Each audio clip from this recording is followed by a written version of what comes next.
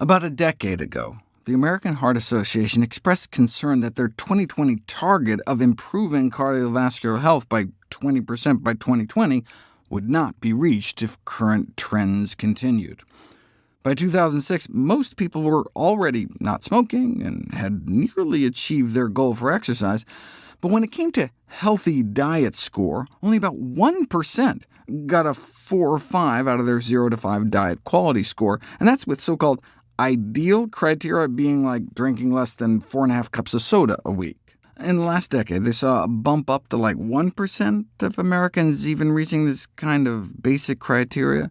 But given their aggressive goal of improving that by 20% by 2020, they hope to turn that 1% into like 1.2%.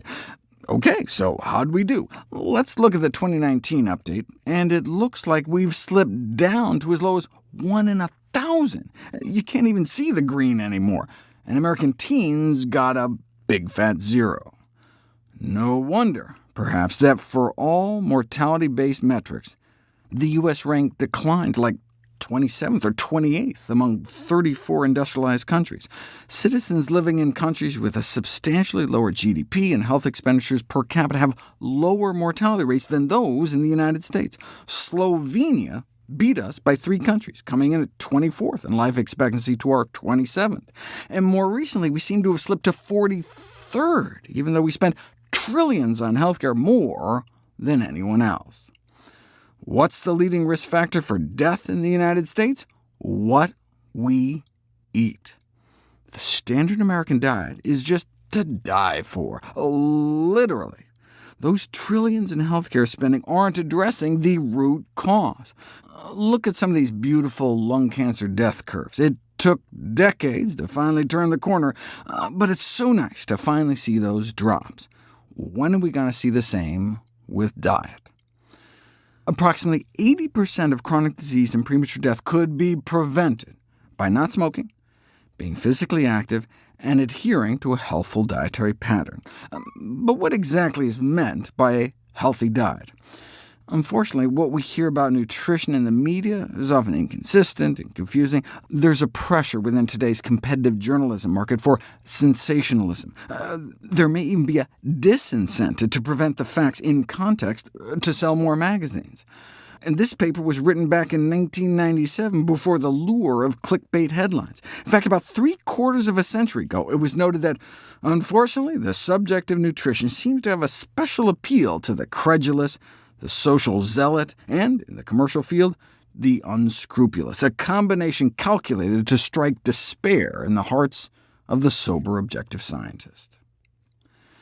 The most important healthcare problem we face may be our poor lifestyle choices based on misinformation. It's like the climate change deniers. Healthy dietary advice is overshadowed by critics, diet books, industry interests, and misguided information in the media.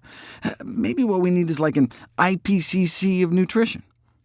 These days, no single expert, regardless of academic stature or reputation, has the prominence to overcome the obstacles created by confusing media messages and effectively deliver the fundamental principles of healthy living to the public. However, what if there was a global coalition consisting of a variety of nutrition experts who collectively represent the views held by the majority of scientists, physicians, and health practitioners? It could serve as a guiding resource of sound nutrition information for improved health and prevention of disease. Boom! The True Health Initiative was conceived for that very purpose. A nonprofit coalition of hundreds of experts from dozens of countries agreeing to a consensus statement on the fundamentals of healthy living. Check out www.truehealthinitiative.org.